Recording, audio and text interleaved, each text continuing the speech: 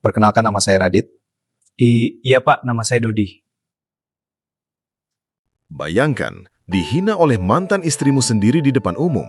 Nila dengan bangga memamerkan suami barunya, menatapku seolah aku tak berarti. Tapi, semuanya berubah saat aku menjabat tangan pria itu.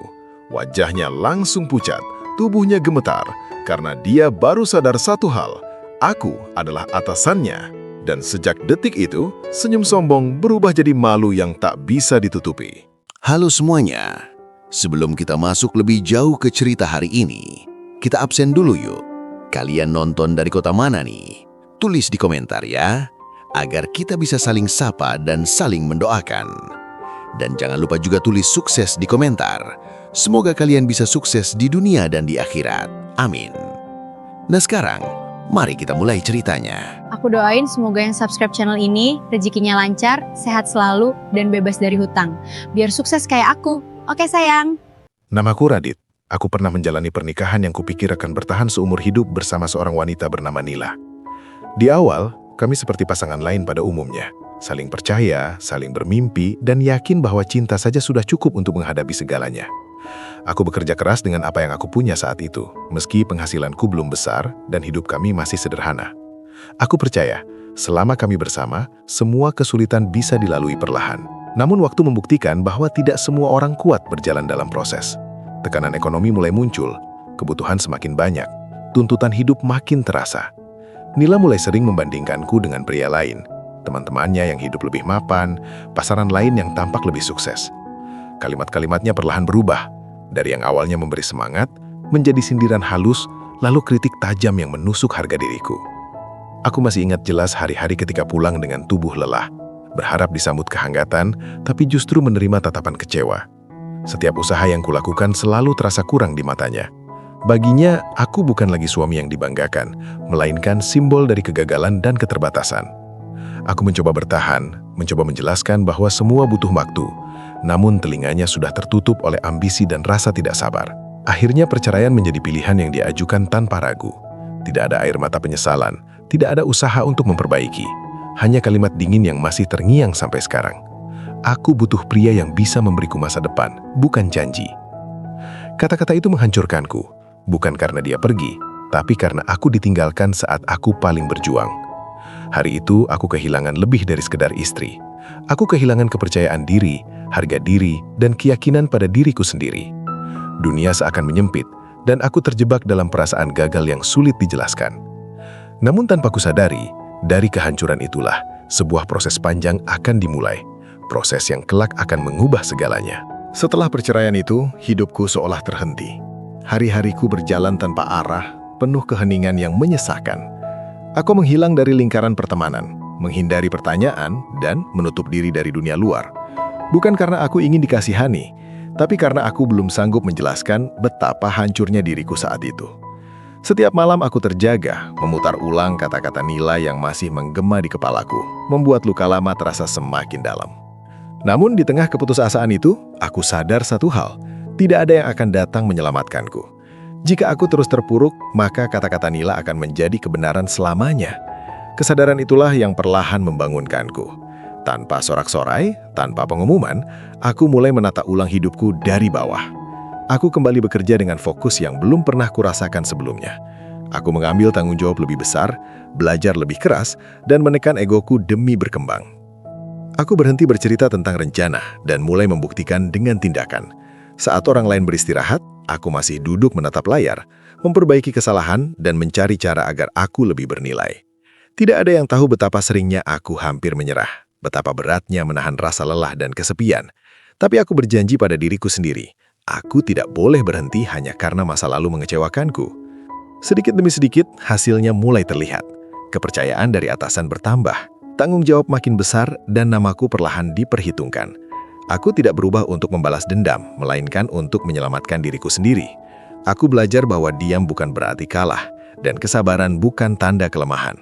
Justru di balik keheningan itulah, kekuatan sebenarnya sedang dibangun. Aku tidak lagi mencari pengakuan dari siapapun, termasuk dari Nila. Fokusku hanya satu, menjadi versi diriku yang lebih kuat dari kemarin.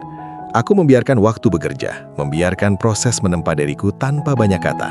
Karena aku tahu saat waktunya tiba, hidup sendiri yang akan berbicara. Dan tanpa kusadari, langkah-langkah kecil yang kulalui dalam sunyi itu sedang mengarahkanku pada sebuah pertemuan yang tak pernah kubayangkan. Pertemuan yang kelak akan membalikkan segalanya. Waktu telah berlalu cukup lama sejak perceraian itu. Hidupku kini berjalan di jalur yang jauh berbeda. Aku tidak lagi hidup dalam bayang-bayang masa lalu, meski namanya masih tersimpan di sudut ingatan. Suatu sore, aku menghadiri sebuah acara resmi yang berhubungan dengan pekerjaanku. Tempatnya ramai, dipenuhi orang-orang dengan pakaian rapi dan senyum profesional. Bagiku, itu hanya satu dari sekian banyak agenda kerja. Tak ada yang istimewa, sampai aku melihat sosok itu dari kejauhan. Di antara kerumunan, mataku tertumbuk pada seorang wanita dengan gaya elegan. Seketika, dadaku terasa sesak. Aku mengenali langkahnya, caranya berdiri, bahkan tatapan matanya. Nila, mantan istriku. Aku tak menyangka dunia akan mempertemukan kami lagi dengan cara seperti ini. Sekilas aku ragu, bertanya dalam hati apakah itu benar dirinya atau hanya perasaanku. Namun saat dia menoleh, semua keraguan itu lenyap. Di samping Nila, berdiri seorang pria dengan postur tegap dan pakaian mahal. Wajahnya penuh percaya diri, sikapnya seolah ingin menunjukkan bahwa dia adalah seseorang yang patut diperhitungkan. Mereka tampak serasi, seperti pasangan yang ingin dilihat dan diakui oleh lingkungan sekitarnya. Aku menghela napas panjang, mencoba menenangkan diri. Aku tidak datang untuk masa lalu, aku datang untuk urusanku sendiri. Namun, takdir punya rencana lain. Pandangan Nila akhirnya bertemu dengan mataku. Ekspresinya berubah, dari terkejut, lalu cepat kembali ke senyum tipis yang kukenal. Senyum yang dulu membuatku jatuh cinta, tapi kini terasa asing dan dingin. Dia berbisik sesuatu pada pria di sampingnya. Lalu dengan langkah penuh percaya diri, mereka berjalan ke arahku. Jantungku berdetak lebih cepat, bukan karena cinta, tapi karena firasat aneh yang sulit dijelaskan. Ada ketegangan di udara, seolah sesuatu besar akan terjadi. Aku berdiri tenang, menyembunyikan perasaanku di balik wajah datar. Dalam hati, aku berkata pada diriku sendiri bahwa aku bukan Radit yang dulu, aku sudah jauh berbeda. Saat jarak kami tinggal beberapa langkah, aku bisa merasakan perubahan suasana. Pria di samping Nila menatapku sekilas, lalu menajamkan pandangannya. Belum ada kata yang terucap, tapi momen itu terasa panjang dan berat. Aku belum tahu siapa dia, dan dia belum tahu siapa aku. Tapi satu hal pasti, pertemuan ini bukan kebetulan, dan dampaknya akan jauh lebih besar dari yang kami bayangkan. Nila berhenti tepat di hadapanku. Jarak kami tak lebih dari 1 meter. Aku bisa melihat wajahnya dengan jelas, lebih rapi, lebih percaya diri, dan penuh ekspresi kemenangan yang tak ia sembunyikan. Tatapannya menyapuku dari ujung kepala hingga kaki, seperti menilai sesuatu yang sudah lama ia tinggalkan. Ada jeda singkat sebelum dia tersenyum, senyum yang terasa dibuat-buat namun syarat makna. "Radit," katanya, seolah memastikan. Aku mengangguk singkat. "Iya." Dia menoleh ke pria di sampingnya, lalu kembali menatapku dengan nada yang terdengar ringan tapi menusuk. "Kamu kelihatan sama saja." Kalimat itu pendek, tapi cukup untuk membuka luka lama. Aku memilih diam. Dengan gerakan yang disengaja, Nila merapatkan tubuhnya ke pria itu. Tangannya melingkar di lengan sang pria, lalu ia berkata dengan suara sedikit lebih keras agar orang sekitar mendengar. "Kenalin, ini suamiku sekarang, Dodi." Dodi mengulurkan tangan dengan senyum percaya diri, senyum seseorang yang merasa berada di posisi lebih tinggi. "Senang bertemu," katanya singkat. Nila melanjutkan seolah belum puas. "Sekarang hidupku jauh lebih tenang, akhirnya aku dapat pasangan yang jelas arahnya." Kata jelas diucapkannya dengan penekanan. Aku tahu, itu bukan pujian, itu perbandingan. Beberapa orang di sekitar mulai melirik. Situasi berubah menjadi panggung kecil bagi Nila. Dia bercerita tentang kenyamanan hidupnya, tentang betapa sibuk dan pentingnya suaminya sekarang. Setiap kalimat terdengar seperti pengingat akan masa laluku yang dulu ia anggap gagal. Aku berdiri tenang, menahan reaksi, membiarkan kata-katanya lewat begitu saja. "Dodi ini kerja di perusahaan besar," lanjut Nila sambil tersenyum bangga. "Prospeknya cerah, beda sama dulu ya." Aku menatap matanya, tak ada lagi rasa sakit seperti dulu, yang ada hanya kejelasan. Aku meraih tangan Dodi untuk berjabat. Saat kulit kami bersentuhan, aku merasakan sesuatu yang aneh. Pegangannya melemah, Senyum di wajahnya mengeras, lalu perlahan memudar. Matanya menatap wajahku lebih lama dari yang seharusnya, seolah mencoba memastikan sesuatu. Nafasnya sedikit tersendat. Nila tak menyadari perubahan itu. Dia masih sibuk dengan kebanggaannya. Sementara Dodi mulai gelisah. Dan di saat itulah aku tahu, pameran ini akan berakhir tidak seperti yang Nila bayangkan. Awalnya aku mengira perasaanku saja. Namun saat genggaman tangan kami berlanjut 1 detik lebih lama, aku yakin ada yang tidak beres. Tangan Dodi terasa dingin dan sedikit basah oleh keringat. Senyum percaya diri yang tadi terpampang di wajahnya kini berubah kaku, seperti topeng yang dipaksakan. Tatapannya tak lagi menantang, melainkan ragu dan penuh kehati-hatian. Matanya menelusuri wajahku, dari dahi hingga dagu, seolah sedang mencocokkan potongan ingatan yang tercecer di kepalanya. Aku bisa melihat alisnya sedikit berkerut. Nafasnya terdengar lebih berat. Ia mencoba menarik tangannya, tapi terlambat. Aku sudah merasakan getaran halus yang tak bisa disembunyikan. Pak, gumamnya pelan, hampir tak terdengar. Aku tetap tenang. Wajahku datar. Justru ketenanganku itulah yang membuatnya semakin gelisah. Dia menelan ludah, lalu melirik cepat ke arah Nila, memastikan istrinya tak menyadari perubahan drastis yang sedang terjadi. Namun tubuhnya tak bisa berbohong. Bahunya menegang, posturnya tak lagi tegap seperti sebelumnya. Nila masih tersenyum bangga, sama sekali tidak peka. "Kenapa, Dot?" tanyanya ringan, seolah tak ada apa-apa. Dodi tersenyum canggung. Enggak apa-apa," jawabnya cepat, tapi suaranya bergetar. Aku bisa melihat kepanikan di matanya sekarang. Ia mencoba mengingat-ingat, menghubungkan nama, wajah, dan situasi. Dalam benaknya, potongan-potongan itu akhirnya menyatu. Dan saat kesadaran itu muncul, wajahnya semakin pucat. Aku tahu momen itu. Momen ketika seseorang menyadari bahwa ia berada di posisi yang salah. Tangannya kembali gemetar. Ia sedikit membungkuk, refleks seorang bawahan yang tak sengaja muncul tanpa ia sadari. Gerakan kecil, tapi cukup jelas bagiku. Ia bukan lagi pria yang dipamerkan dengan penuh kebanggaan. Ia kini hanyalah seseorang yang sedang berusaha menjaga masa depannya agar tidak runtuh dalam sekejap. Orang-orang di sekitar mulai merasakan perubahan suasana. Percakapan melambat. Beberapa pasang mata melirik ke arah kami. Nila mulai terlihat bingung. Senyum di wajahnya memudar, digantikan tatapan bertanya-tanya. Aku belum mengatakan apapun. Aku tidak perlu, karena ketakutan Dodi sudah berbicara lebih keras dari kata-kata. Dan pada saat itu, aku tahu satu hal pasti. Kebenaran tinggal selangkah lagi untuk terungkap. Dan ketika itu terjadi, tak akan ada yang bisa menariknya kembali. Suasana di antara kami menjadi canggung. Dodi masih berdiri di hadapanku, tubuhnya kaku, seperti seseorang yang sedang menunggu vonis. Aku bisa melihat keringat tipis di pelipisnya, meski ruangan itu berpendingin. Tangannya tak lagi berani menatapku. Pandangannya turun, menghindari mataku. Sikapnya berubah total. Tidak ada lagi jejak pria percaya diri yang tadi dipamerkan Nila dengan penuh kebanggaan. Ia mendekat sedikit ke arahku dan menundukkan kepala. Dengan suara sangat pelan, hampir seperti bisikan yang tertelan keramaian, ia berkata, "Pak, saya benar-benar nggak tahu kalau ini Bapak." Kalimat itu singkat, tapi dampaknya menghantam keras. Aku tidak langsung menjawab. Aku membiarkan kata-kata itu menggantung di udara. Detik-detik terasa melambat. Dodi menelan ludah, lalu melirik ke arah Nila dengan wajah panik. Dari raut wajahnya jelas ia sedang berharap istrinya tidak memahami apa yang baru saja ia ucapkan. Namun Nila bukan orang bodoh. Ia menangkap perubahan nada, bahasa tubuh, dan ekspresi suaminya. "Maksud kamu apa, Dot?" tanyanya. Suaranya kini terdengar tegang. "Bapak siapa?" Dodi terdiam, bibirnya terbuka, lalu menutup lagi. Ia terlihat ragu, seperti terjebak di antara dua pilihan yang sama-sama buruk. Berkata jujur berarti membuka semuanya. Diam berarti memperpanjang kebohongan yang sebentar lagi pasti runtuh. Dodi menarik nafas dalam-dalam. "Aku kerja di perusahaan tempat Radit memimpin divisi." Kalimat itu membuat Nila terpaku. Senyum yang sejak tadi ia jaga perlahan lenyap. Matanya berpindah dariku ke Dodi, lalu kembali padaku. Ada kebingungan, penolakan, dan ketidakpercayaan bercampur jadi satu. "Jadi?" desaknya, suaranya mulai meninggi. Dodi terdiam lebih dalam, bibirnya terbuka, lalu menutup lagi. Ia terlihat ragu, seperti terjebak di antara dua pilihan yang sama-sama buruk. "Radit, atasan langsung aku." Keheningan jatuh seperti beban berat. Nila mematung. Dadanya naik turun cepat, seolah ia kehabisan udara. Semua cerita yang tadi ia banggakan, semua sindiran yang ia lontarkan kini berbalik menampar dirinya sendiri. Dunia yang ia bangun dalam kepalanya mulai retak. Aku masih berdiri tenang, tidak ada kepuasan di wajahku, hanya ketegasan. Aku tidak perlu memperjelas apapun. Pengakuan itu sudah cukup.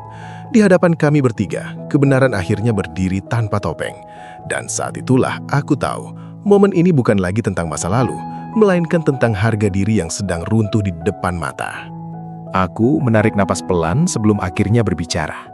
Suaraku tidak tinggi, tidak pula penuh emosi. Justru ketenangan itulah yang membuat kata-kataku terasa lebih berat.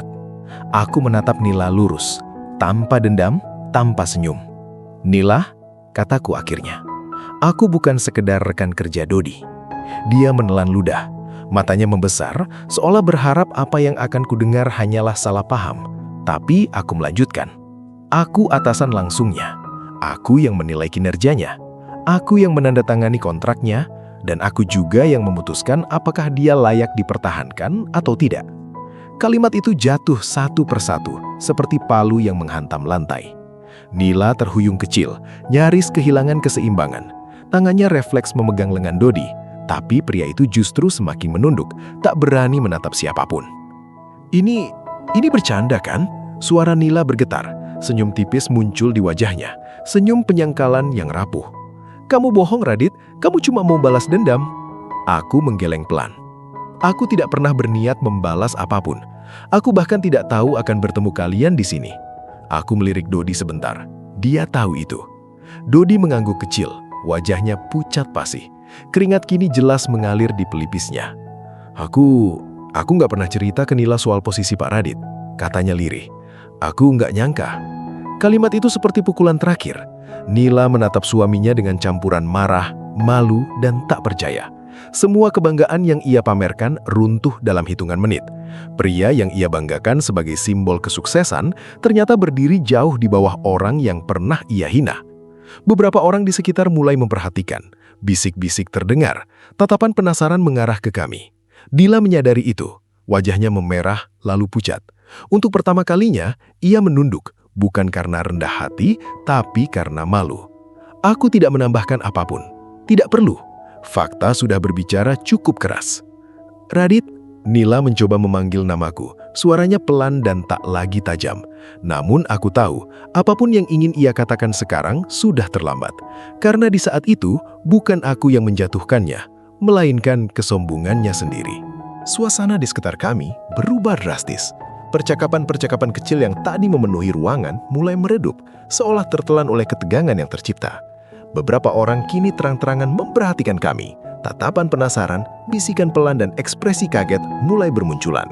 Tanpa disadari, Nila dan Dodi telah menjadi pusat perhatian, bukan karena kekaguman, melainkan karena rasa ingin tahu yang bercampur simpati dan penilaian. Nila berdiri kaku. Matanya berkeliling, menyadari bahwa semakin banyak pasang mata tertuju padanya. Wajahnya memerah, lalu perlahan kehilangan warna. Senyum yang biasa ia gunakan sebagai topeng sosial benar-benar menghilang. Untuk pertama kalinya sejak aku mengenalnya, Nila tampak rapuh. Bukan karena sedih, melainkan karena harga diri yang sedang dilucuti di hadapan banyak orang. Dodi berdiri di sampingnya dengan kepala tertunduk. Posturnya menyusut, bahunya tak lagi tegap. Pria yang tadi dipamerkan dengan penuh kebanggaan, kini tampak seperti seseorang yang ingin menghilang. Ia beberapa kali menarik napas panjang, mencoba menenangkan diri. Namun kegelisahannya semakin kentara. Tangannya mengempal, lalu mengendur, tak tahu harus bersikap bagaimana. "Ayo, kita pergi," bisik Dodi akhirnya. Suaranya pelan, hampir memohon. Namun Nila tidak langsung bergerak. Ia masih terdiam, seperti sedang berusaha memahami bagaimana situasi bisa berbalik secepat ini. Beberapa orang mulai berbisik. Ada yang berpura-pura tidak melihat, ada pula yang sengaja melirik lebih lama. Rasa malu itu tidak datang dalam bentuk kata-kata kasar, melainkan dalam keheningan dan tatapan yang terasa jauh lebih menyakitkan. Aku berdiri di sana tanpa berkata apa-apa. Tidak ada kepuasan berlebihan di hatiku. Yang ada hanya perasaan lega, bukan karena mereka jatuh, tapi karena aku tidak lagi berada di posisi yang dulu. Aku tidak perlu menjelaskan diriku kepada siapapun. Kehadiranku saja sudah cukup menjawab semua keraguan. Akhirnya, Nila melangkah mundur satu langkah. Ia menatapku sebentar, matanya berkaca-kaca. Ada banyak hal yang ingin ia katakan, tapi tak satu pun keluar. Ia tahu, setiap kata sekarang hanya akan terdengar kosong. Mereka pun pergi, meninggalkan ruangan dengan langkah tergesa. Di belakang mereka, bisik-bisik perlahan meredah, namun rasa malu itu akan tinggal jauh lebih lama dari momen singkat ini. Dan di saat aku melihat punggung mereka menjauh, aku sadar, kadang karma tidak datang dengan teriakan, melainkan dengan keheningan yang memalukan. Aku berdiri beberapa detik lebih lama setelah mereka pergi. Ruangan perlahan kembali dipenuhi suara percakapan, seolah kejadian barusan hanyalah gangguan singkat.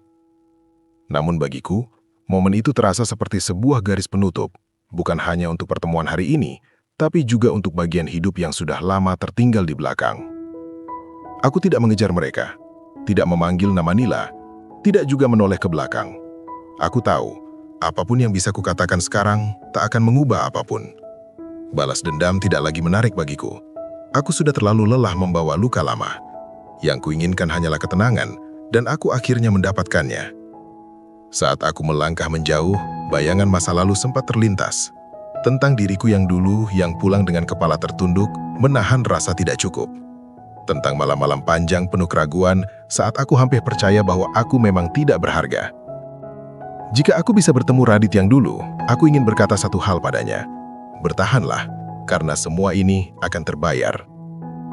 Aku berjalan melewati lorong panjang, napasku terasa lebih ringan dari biasanya. Tidak ada lagi beban yang menempel di dadaku. Pertemuan ini tidak membuka luka lama, justru menutupnya dengan rapi. Aku tidak menang karena mereka kalah, aku menang karena aku sudah berdamai dengan diriku sendiri. Di dalam hati aku berkata pelan, hidup memang adil. Bukan karena semua orang mendapatkan apa yang mereka mau, tetapi karena setiap orang akhirnya akan bertemu konsekuensi dari pilihan mereka sendiri. Aku tidak perlu menjadi alat karma itu. Waktu sudah mengerjakannya dengan sempurna. Aku sadar, diam bukan berarti lemah. Pergi tanpa menjatuhkan siapapun bukan berarti kalah. Justru di sanalah letak kekuatan sebenarnya.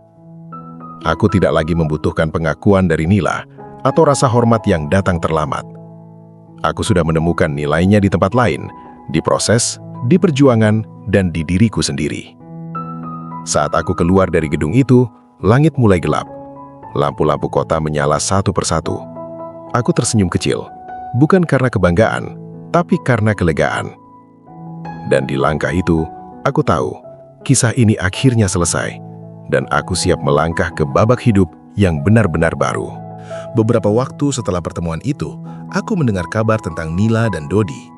Aku tidak mencarinya, tidak pula menanyakannya pada siapapun. Cerita itu sampai kepadaku dengan sendirinya lewat obrolan singkat dan bisikan orang-orang yang mengenal kami. Hubungan mereka tidak lagi seindah yang dipamerkan hari itu. Tekanan yang muncul setelah kejadian tersebut perlahan menggerogoti fondasi rumah tangga mereka. Dodi mulai sering pulang dengan wajah murung. Beban pekerjaannya terasa jauh lebih berat, bukan karena tuntutan jabatan, tetapi karena rasa canggung yang tak pernah benar-benar hilang.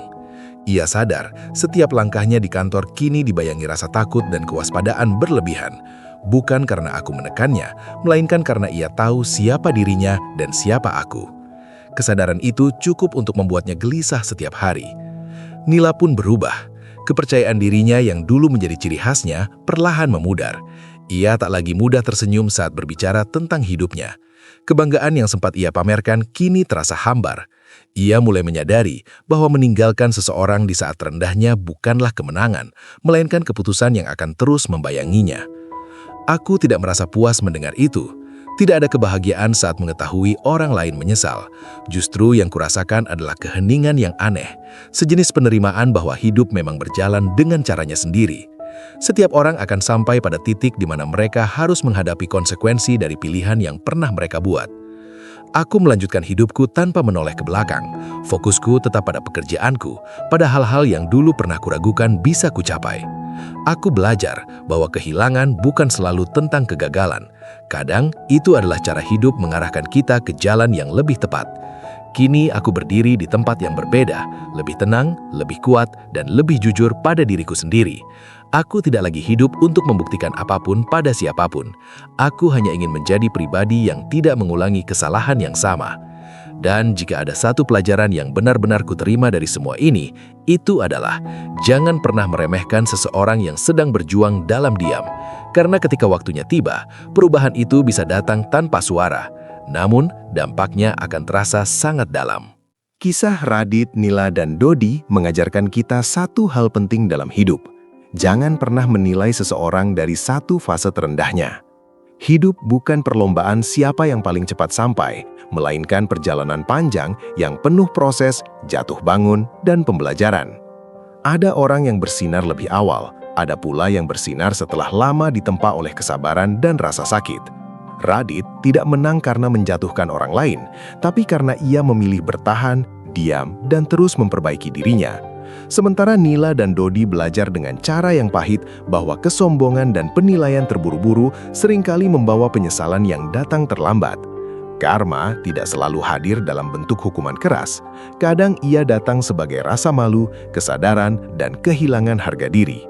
Semoga kisah ini bisa menjadi pengingat bagi kita semua untuk lebih rendah hati, setia dalam proses, dan tidak meninggalkan orang hanya karena mereka sedang berjuang. Karena hidup bisa berubah kapan saja, dan arah takdir seringkali berbelok saat kita paling tidak menduganya. Terima kasih sudah menonton video ini sampai selesai. Jangan lupa subscribe, like, dan share agar channel ini terus berkembang dan bisa menghadirkan kisah-kisah penuh makna lainnya. Sampai jumpa di video berikutnya dengan cerita yang tak kalah menggugah dan penuh pelajaran hidup.